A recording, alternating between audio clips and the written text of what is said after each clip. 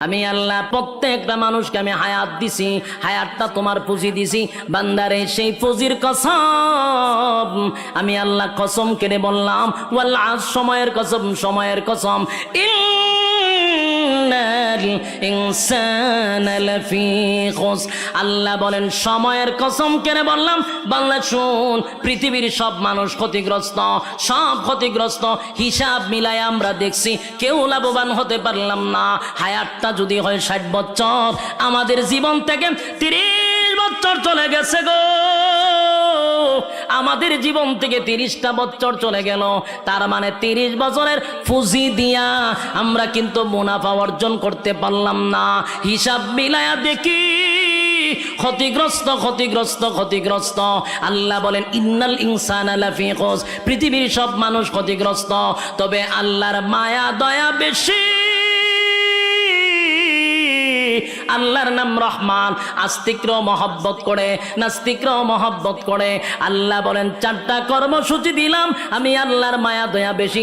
4 কর্মসূচি যদি বান্দা পালন করস, ওয়াদা দিলাম ক্ষতিগ্রস্ত হবি না। 1 নাম্বার হলো ঈমান, 2 নাম্বার নেক আমল, 3 নাম্বার হক কথা, 4 নাম্বার হলো ধৈর্য। দিলের কান লাগায় শুনেন, বিশেষ করে রায়ের বাগের যুবকেরা, এখানে ভিন্ন জেলার মানুষ আছেন, এখানে ভিন্ন থানার মানুষ আছেন, এক একজনের এক এক মত, কিন্তু দিলের কান লাগায় শুনেন।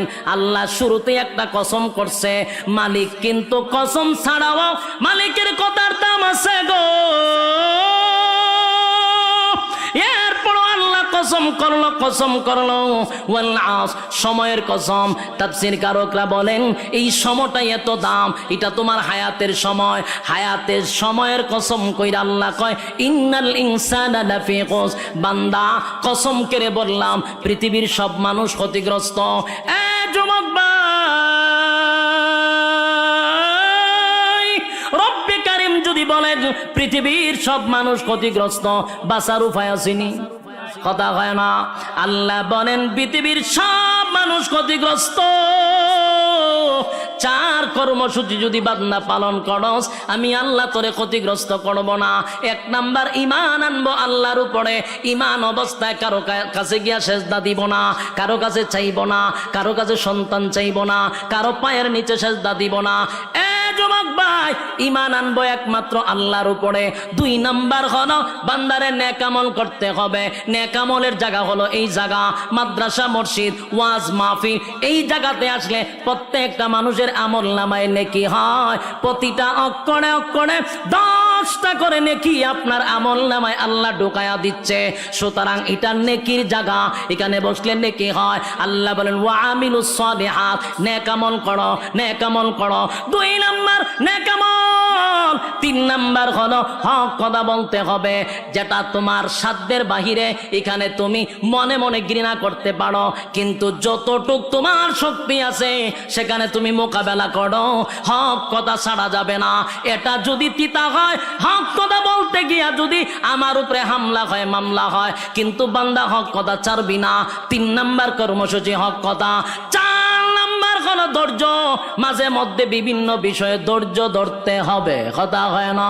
আমিও ফেরেশতাদেরকে সাক্ষী রেখে ওয়াদা করলাম, আমার বান্দার সমস্ত গুনাহ, চোখের পানিটা নাকের ডগায় আসার আগে আগে জিন্দেগির সব গুনাহ মাফ করে দিলাম। একটা জবান বন্ধ রাখবেন না, কোন আল্লাহু আকবার। আরো জোরে কোন আল্লাহু আকবার। গুনার উপরে লজ্জিত হয়, রব্বে কারীম বলেন গুনার উপরে লজ্জিত হইলে আমি মাফ করে দেই, কিন্তু শর্ত হলো ঈমান। জোরে কোন শর্ত হলো? গুনাহ করার পরে আল্লাহ বলেন আমার হক নষ্ট করলে মাফ করে দিব। ঈমানটা লইয়া যদি কবরে যাস, আল্লাহ কয় গুনার কারণে হয়তো বা জাহান্নামের আগুন দিয়া জ্বালাবো, পোড়াবো, কিন্তু ঈমান নামক দৌলতের কারণে আমি আল্লাহ তোর একটা সময় হলো জান্নাতে দিব। সুবহানাল্লাহ। বলুন কিসের কারণে? ঈমানের কারণে। ঈমান যদি থাকে গো, আমার মালিক বলেন জাহান্নামের আগুনে পোড়াইয়া তোরে জান্নাত দিব। আর ঈমান যদি না থাকে, অনন্তকাল জাহান্নামের আগুনে জ্বলতে হবে। কথা হয় না? ঈমান এত গুরুত্বপূর্ণ, ঈমান ঈমান এত গুরুত্বপূর্ণ, এই জন্য আল্লাহ বলেন ইল্লাল্লাযীনা আমানু, ঈমান আনতে হবে আমি আল্লাহর উপরে। ঈমান কার উপরে? যুবক ভাই, ঈমান সাধারণ কোনো বিষয় না। যত বেশি ঈমান আপনার মজবুত হবে, তত বেশি পরীক্ষা আসবে। কথা হয় না? নরমাল ঈমানদারের উপরে তো পরীক্ষা হয় না। কথা এখন ঠিক নেই? ঈমান যত শক্ত, পরীক্ষা তত বেশি। প্রত্যেকটা মুমিনের উপরে পরীক্ষা হয়, কিন্তু এই পরীক্ষায় উত্তীর্ণ হতেই হবে। পরীক্ষা ছাড়া কেউ জান্নাতে যাইতে পারবো? কথা হয় না দি? প্রত্যেকটা মুমিনের পরীক্ষা হবে, ঈমানের পরীক্ষা হয়। ঈমানের পরীক্ষা না দিয়া কেউ জান্নাতে যেতে পারে নাই।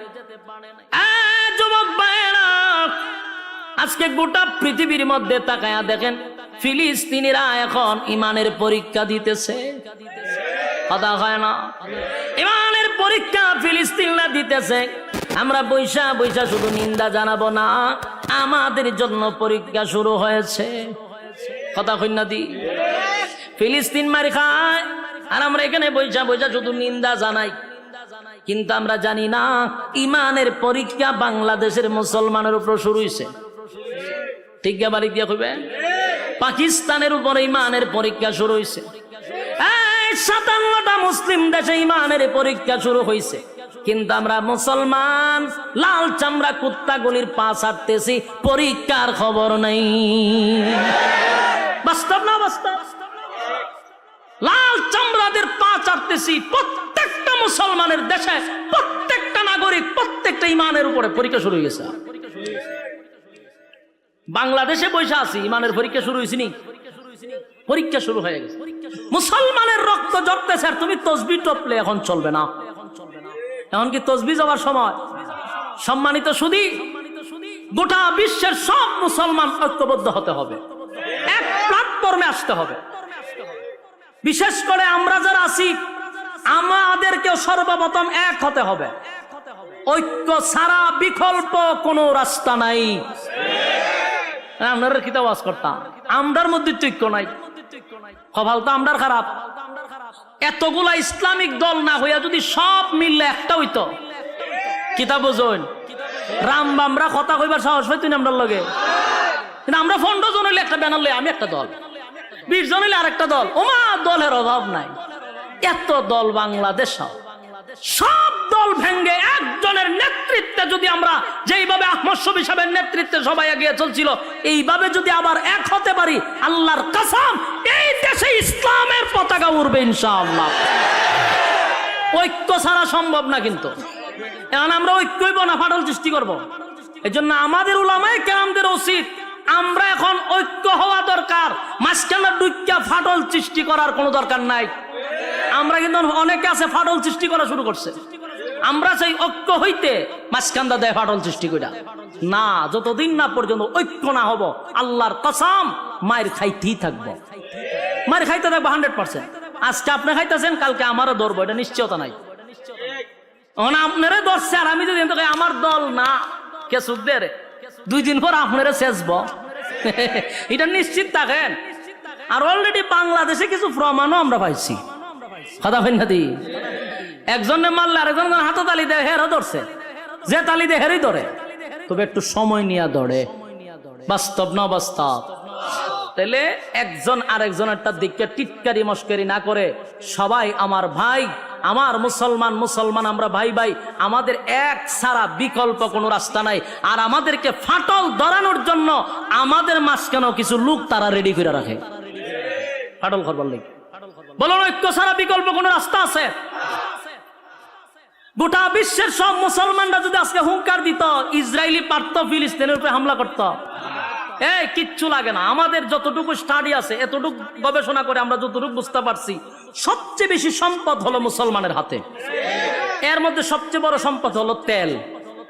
তেলের উপরে সম্পদ আছে না? আর আল্লাহর কসম, যদি এখন আরব দেশগুলি বলে যে আমরা তেল দেওয়া বন্ধ করে দিব, সব লাল চামড়া কুত্তাগুলি দৌড়ের উপরে থাকবো, শুধু তেল বন্ধ করে দিলে।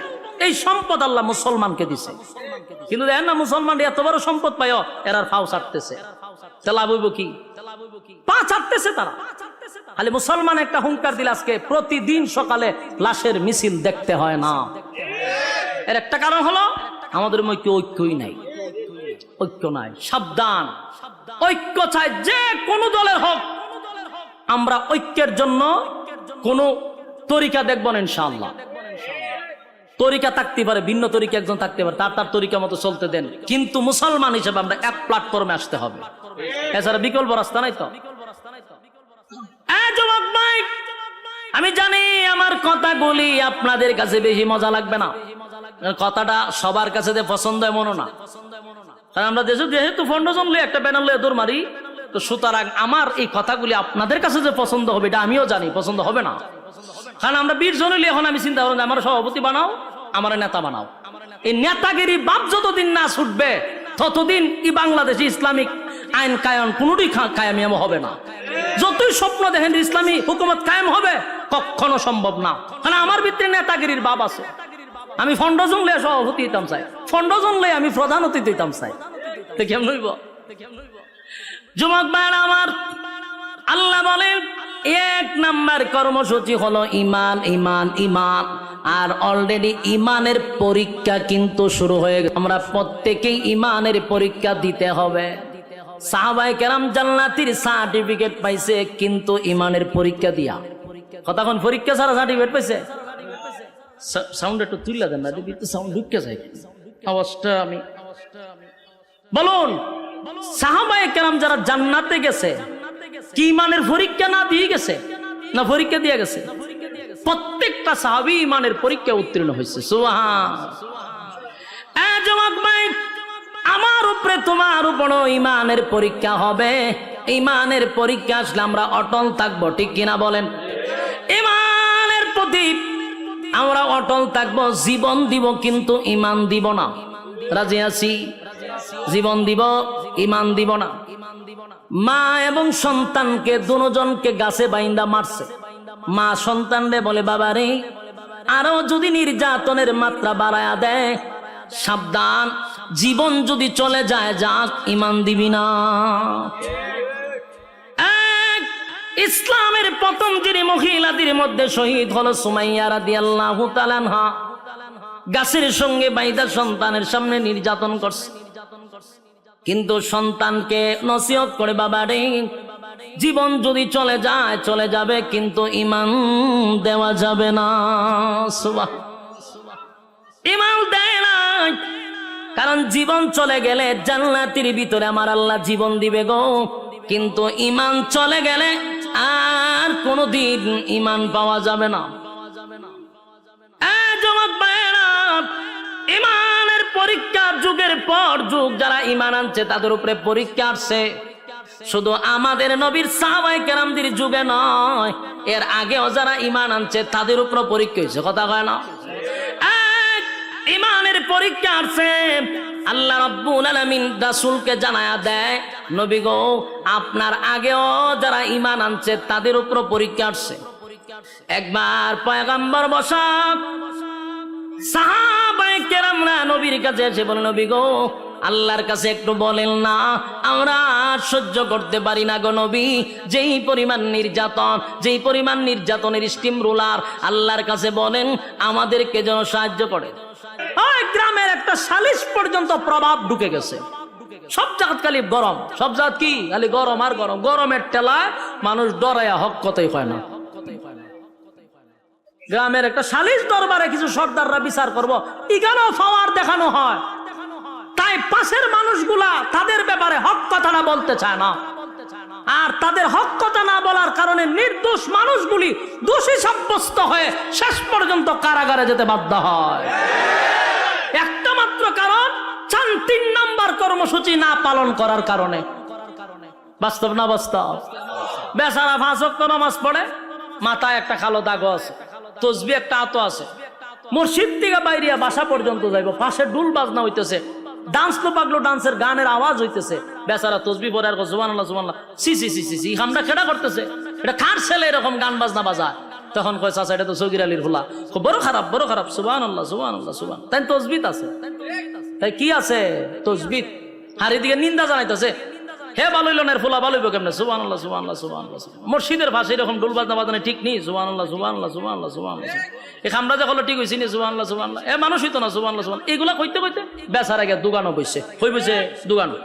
দোকানে বে সুবহানাল্লাহ তসবিহ তো আছে। সুবহানাল্লাহ, সুবহানাল্লাহ করে এক কাপ চা দে। সুবহানাল্লাহ, সুবহানাল্লাহ। দেখছত নি ডোল বাজনা কেমনে বাজায়? সুবহানাল্লাহ, সুবহানাল্লাহ। এদিকে তাকাইস না। সুবহানাল্লাহ, টিভিটা ছাড়ছেন। সুবহানাল্লাহ, সুবহানাল্লাহ, সুবহানাল্লাহ। ফিলিস্তিন আর ইসরায়েলের যুদ্ধ চলতেছে, টিভিটা বালা করে সারা। সুবহানাল্লাহ, সুবহানাল্লাহ। বেচা কিনি হয় না তোর দোকান? সুবহানাল্লাহ, সুবহানাল্লাহ, সুবহানাল্লাহ, সুবহানাল্লাহ। বাকিটা কি দিস না? সুবহানাল্লাহ, সুবহানাল্লাহ। আর সগির আলীরে বুলো বাকি দিস না। সুবহানাল্লাহ, সুবহানাল্লাহ। এর ফুলাটা মানুষ হইছে না, এও মানুষ হইছে না। সুবহানাল্লাহ, সুবহানাল্লাহ। 100 কত হইছে? ওই তো তসবির মাথা একটা আছে, এখানে একটা সুমা দেয় 100। কিন্তু 100-র ভিতরে যা খাম, কু খাম, দিনের খাম, রাত্রে খাম সব ঢুকাইছে। এরকম মুসল্লি আপনারা চোখের সামনে পড়ছিনি? হ্যাঁ, মামা কত লম্বা তসবি লই হাতে মসজিদের বাড়িয়ে দৌড়াদৌড়ি করে, কিন্তু তার সামনে আখাম কুখাম হইতেছে সেপ পালাইয়া দেয়। সেপ পালায় এগুলো আমরা নিন্দা জানাই। কইয়া মসজিদও যায়, বাড়িতেও যায়। বলুন হক কথা কি খালি হুজুররারই না এই তসবিওয়ালারও? আল্লাহ হয় 3 নাম্বার কর্মসূচি মানছত না তো জাহান্নামে ইচ্ছা মতো সাইজ করা হবে। বলুন 3 নাম্বার কর্মসূচি কি মানলো? কোথাও হক কথা নাই, সমাজের বিচারও নাই। প্রতিনিয়ত তালাক হইতেছে, স্বামী স্ত্রী ঝগড়া লাগতেছে আর তালাক 14 গোষ্ঠী দিতেছে। উনি তালাকের বিচার করবো কে? ইমাম, ঠিক না? এই তালাকের বিচার করে গ্রামের সালিশ দরবার যে করে কিছু সুৎকুর আর ঘুষখোর লম্পট বদমাশগুলি বসে তালাকের বিচার করত। তো বিচার করতে গিয়ে কি কয় জানেননি? কয়টা যাক যা ডইবার হয়ে গেছে গা, রাগ কইরা কইছে কি তা হইতো না। এটা গুসা কইরা তালাক দিছে, এটা কোনো অসুবিধা নাই। বাচ্চা কাচ্চা আছে, অন যাইব কই? আচ্ছা এটা একটা মিলাই দাও। কথা বুঝতেছে? কত বড় লম্পট! আল্লাহ যেখানে নিষেধ করছে আল্লাহরে আবার ঠিক করে মিলাইয়া দেয়। তালাক দিয়ে দিছে রাগ কইরা। কি কইরা? তালাক কি মানে হাসতে হাসতে দেয়? হাসতে হাসতে বলে তোমার ছেড়ে দিছি, এই কথা কয়নি। তালাকটা কেমনে দেয়? রাগ করি তো দেয়। হেরা বিচার করে রাগ করে দিলাইছে। যে বলুন তো দেখি, পিস্তল আমার হাতে, আমি যদি কেউ হাসতে হাসতে গুলি করি মরবনি? রাগ করে গুলি করলে দুটোতে মরতেছে। হাসা দিল মরে, গুসা কইরা যদি গুলি করি তাও মরে। তালাক হাসতে হাসতে দিল তালাক হয়, কাঁদতে কাঁদতে তালাক দিলে হয়, রাগ কইরা দিল হয়। কিন্তু লম্পটরা বিচার করে বাচ্চা কাচ্চা হয়ে গেছে, গাচ্চা যাক এটা একটা মিলাই দিলাই দিলাম। বিচার করার কথা ছিল কে? বিচার করলো কে?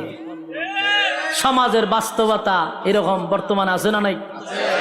এর একটা দোষ হলো আমরা দলে দলে বাগ হইতেছি, বাস আমরার যে দায়িত্ব ছিল এটি আমরা জানি না। আমরা দায়িত্ব হন আমরা বুঝছি মসজিদ ইমামতি করো আর দাওয়াত টাওয়াত খামু, কেউ মরলে 40 পড়ামু আর খতম টতম আইব সুবহানাল্লাহ সুবহানাল্লাহ পড়মু, বাস 100 টাকা দিব আমরা পড়ব। দুঃখের সাথে বলতেছি এটি কি আমরা দায়িত্ব? ইমাম শব্দের অর্থ হইল নেতা। ইমাম শব্দের অর্থ কি? যিনি মসজিদের ইমাম আর খতিব। একটা চেয়ারম্যানের চেয়ে তার পাওয়ার বেশি। এলাকার সমস্ত সালিশ দরবার তার করা দরকার ছিল, ঠিক কিনা বলেন? আজকে যদি ইমাম আর খতিব যদি এলাকার বিচার করত, এলাকার সালিশ দরবারে ইমামদের হাতে দায়িত্ব দেওয়া হতো, আল্লাহর কসম নির্দোষ মানুষ কোন সময় দোষী হতো না, দোষী মানুষ নির্দোষ হতো না, তালাকপ্রাপ্ত মহিলারা যারা সন্তান জন্ম দিত না। আফসোসের বিষয় হলো ইমামদেরকে বুঝাইছে তোমরা হুজুর গরম ভাত খাইবা আর 500 টাকা তোমরা দিমু, ইমামতি তোমরা দায়িত্ব কেন? বিচার আসার আমরা তো ছেড়ে দেন।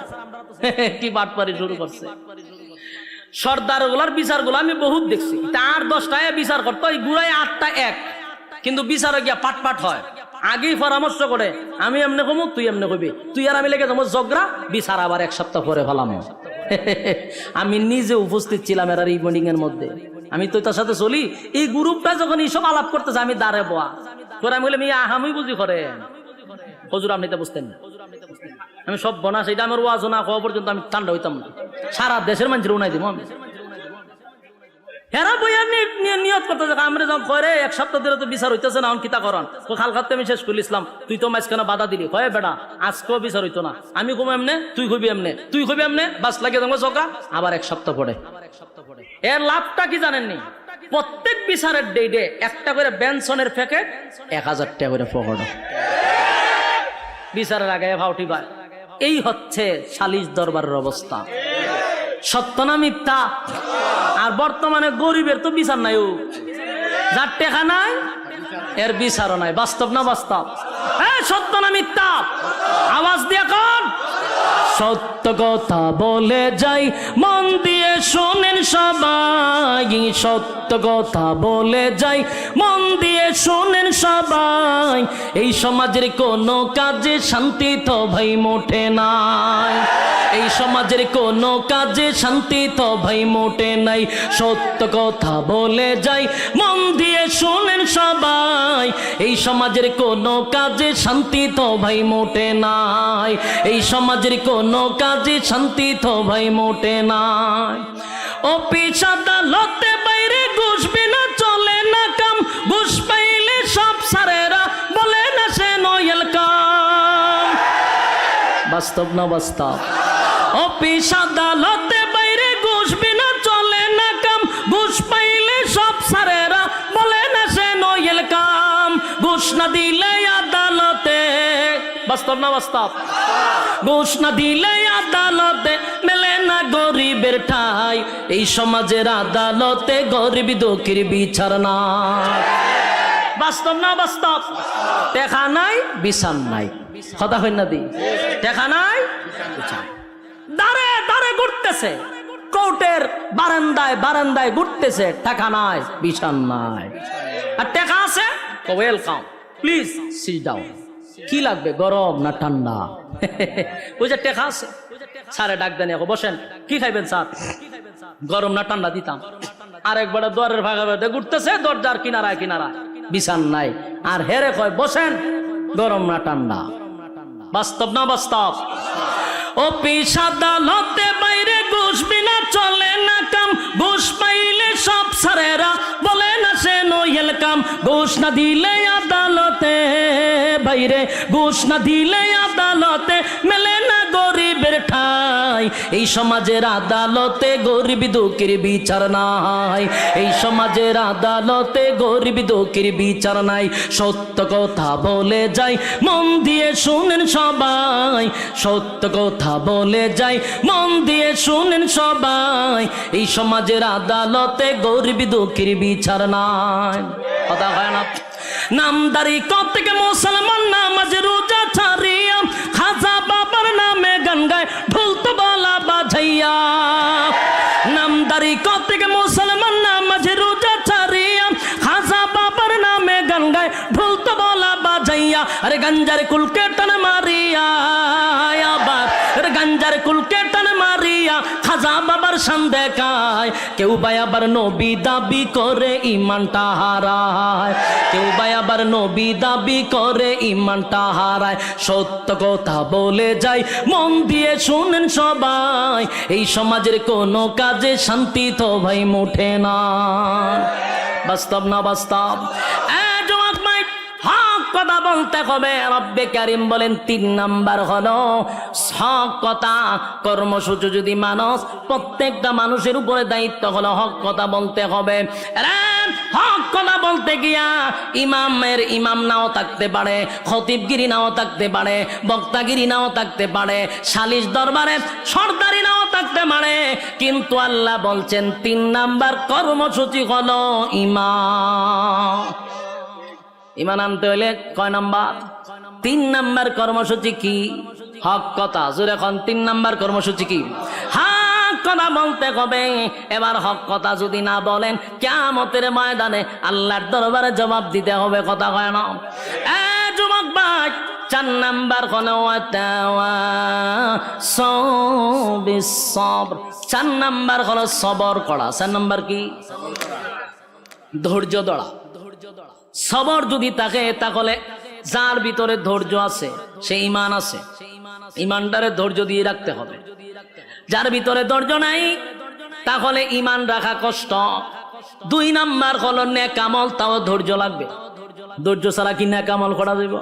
কথা হয় না, ধৈর্য লাগবে নেক আমল করতে গিয়া। 3 নাম্বার হলো বান্দারে, 3 নাম্বার হলো হক কথা, এটাও ধৈর্য লাগবে। তাই সবরটা লাস্টে রাখছে। 1 নাম্বার ঈমান, 2 নাম্বার নেক আমল, 3 নাম্বার হক কথা, 4 নাম্বার ধৈর্য সবর।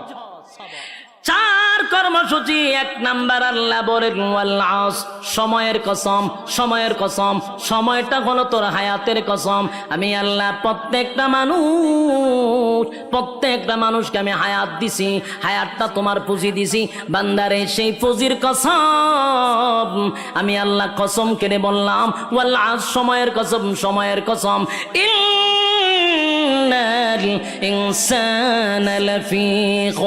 আল্লাহ বলেন সময়ের কসম কেন বললাম? বাংলা শুন, পৃথিবীর সব মানুষ ক্ষতিগ্রস্ত, সব ক্ষতিগ্রস্ত। হিসাব মিলাই আমরা দেখছি কেউ লাভবান হতে পারলাম না। হায়াতটা যদি হয় 60 বছর, আমাদের জীবন থেকে 30 বছর চলে গেছে গো। আমাদের জীবন থেকে 30টা বছর চলে গেল। তার মানে 30 বছরের পুঁজি দিয়া আমরা কিন্তু মুনাফা অর্জন করতে পারলাম না। হিসাব মিলায়া দেখি ক্ষতিগ্রস্ত, ক্ষতিগ্রস্ত, ক্ষতিগ্রস্ত। আল্লাহ বলেন ইন্নাল ইনসানা লাফি খুস, পৃথিবীর সব মানুষ ক্ষতিগ্রস্ত। তবে আল্লাহর মায়া দয়া বেশি। আল্লাহর নাম রহমান, আস্তিকরাও মহব্বত করে, নাস্তিকরাও মহব্বত করে। আল্লাহ বলেন 4টা কর্মসূচি দিলাম, আমি আল্লাহর মায়া দয়া বেশি। 4 কর্মসূচি যদি বান্দা পালন করস, ওয়াদা দিলাম ক্ষতিগ্রস্ত হবি না। 1 নাম্বার হলো ঈমান, 2 নাম্বার নেক আমল, 3 নাম্বার হক কথা, 4 নাম্বার হলো ধৈর্য। দিলের কান লাগায় শুনেন, বিশেষ করে রায়ের বাগের যুবকেরা, এখানে ভিন্ন জেলার মানুষ আছেন, এখানে ভিন্ন থানার মানুষ আছেন, এক একজনের এক এক মত, কিন্তু দিলের কান লাগায় শুনেন। আল্লাহ শুরুতে একটা কসম করছে, মালিক কিন্তু কসম ছাড়াও মালিকের কথার দাম আছে গো। এরপরও আল্লাহ কসম করলো, কসম করলো ওয়াল আস, সময়ের কসম। তাফসীর কারকরা বলেন এই সময়টা এত দাম, এটা তোমার হায়াতের সময়। হায়াতের সময়ের কসম কইরা আল্লাহ কয় ইন্নাল ইনসানা লাফি খুস, বান্দা কসম করে বললাম পৃথিবীর সব মানুষ ক্ষতিগ্রস্ত। যুবক ভাই, রব্বে কারীম যদি বলেন পৃথিবীর সব মানুষ ক্ষতিগ্রস্ত, বাঁচার উপায় আসেনি? কথা হয় না। আল্লাহ বলেন পৃথিবীর সব মানুষ ক্ষতিগ্রস্ত। 4 কর্মসূচি যদি বান্দা পালন করস, আমি আল্লাহ তোরে ক্ষতিগ্রস্ত করব না। 1 নাম্বার ঈমান আনবো আল্লাহর উপরে। ঈমান অবস্থায় কারো কাছে গিয়া সেজদা দিব না, কারো কাছে চাইব না, কারো কাছে সন্তান চাইব না, কারো পায়ের নিচে সেজদা দিব না। যুবক ভাই, ঈমান আনবো একমাত্র আল্লাহর উপরে। 2 নাম্বার হলো বান্দারে নেক আমল করতে হবে। নেক আমলের জায়গা হলো এই জায়গা, মাদ্রাসা, মসজিদ, ওয়াজ মাহফিল। এই জায়গাতে আসলে প্রত্যেকটা মানুষের আমল নামায় নেকি হয়। প্রতিটা অক্ষরে অক্ষরে 10টা করে নেকি আপনার আমল নামায় আল্লাহ ঢোকায়া দিচ্ছে। সুতরাং এটা নেকির জায়গা, এখানে বসলে নেকি হয়। আল্লাহ বলেন ওয়া আমিলুস সালিহাত, নেক আমল করো, নেক আমল করো। 2 নাম্বার নেক আমল। 3 নাম্বার হলো হক কথা বলতে হবে, যেটা তোমার সাধ্যের বাহিরে। এখানে তুমি মনে মনে ঘৃণা করতে পারো, কিন্তু যতটুক তোমার শক্তি আছে সেখানে তুমি মোকাবেলা করো। হক কথা ছাড়া যাবে না। এটা যদি তিতা হয়, হক কথা বলতে গিয়া যদি আমার উপরে হামলা হয়, মামলা হয়, কিন্তু বান্দা হক কথা ছাড়বি না। 3 নাম্বার কর্মসূচি হক কথা। 4 নাম্বার হলো ধৈর্য। মাঝে মধ্যে বিভিন্ন বিষয়ে ধৈর্য ধরতে হবে, কথা হয় না। কয়টা কর্মসূচি? 4টা কর্মসূচি পালন করব। কারা কারা? 2টা হাত তুললা দেখায়া দেই। লিল্লাহে তাকবীর, লিল্লাহে তাকবীর। এই হাত তুললা রাখেন। আমরা কয় কর্মসূচি মানব? 4 কর্মসূচি। এরপরে ইনশাআল্লাহ আমরা আমলও করব। 1 নাম্বার ঈমান, আত্মামান। 1 নাম্বার ঈমান, 2 নাম্বার নেক আমল, 3 নাম্বার হক কথা, তারপরে 4 নাম্বার ধৈর্য। এই হলো 4 কর্মসূচি। এখন আমাদের আজকের মাহফিলের মধ্যমণি সুলতানুল ওয়াইজিন আল্লামা খালেদ সাইফুল্লাহ আইয়ুবী সাহেব দামাত বারকাতুহুম, হয়তো মনে চলি আসছে নাকি তা এই পড়ছে। মাশাআল্লাহ মাশাআল্লাহ। হযরতের অপেক্ষায় আপনারা বসে আছেন দীর্ঘক্ষণ সময়। এই বসেন বসেন, লইরিন না হন, একটু সময় বনে হুজুর আয়া পড়ছে, বসেন। আমাদের আজকের মাহফিলের মধ্যমণি আল্লামা খালেদ সাইফুল্লাহ আইয়ুবী সাহেব দামাত বারকাতুহুম একজন মাজলুম নেতা,